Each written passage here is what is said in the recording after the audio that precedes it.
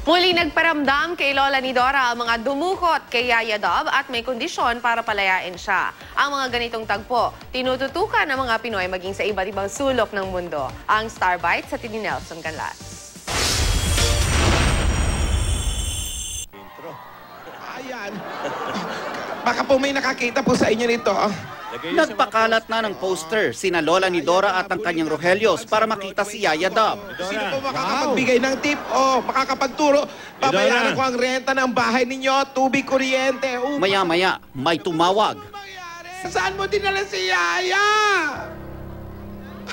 Anong gusto mo? Wala ka naman dinidiman. Tawa ka lang ng tawa.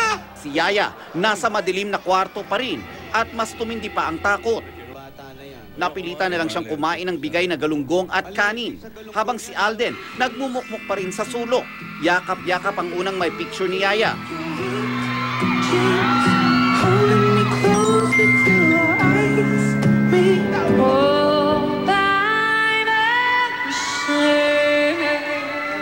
May nakita si Yaya na panulat at doon na isulat niyang, "Sorry Lola, Alden, tulong, saklolo, at ayoko na dito."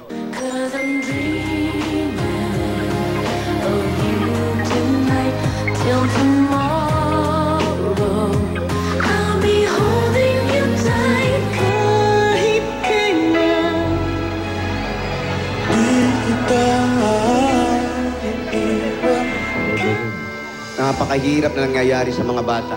Sa muling pagpaparamdam ng kidnapper, Palayain mo na siya! Palayain mo yung bata! Talaga! Talaga? Palalayain mo na siya! Tamo palalayain naman pala? Ano kapalit?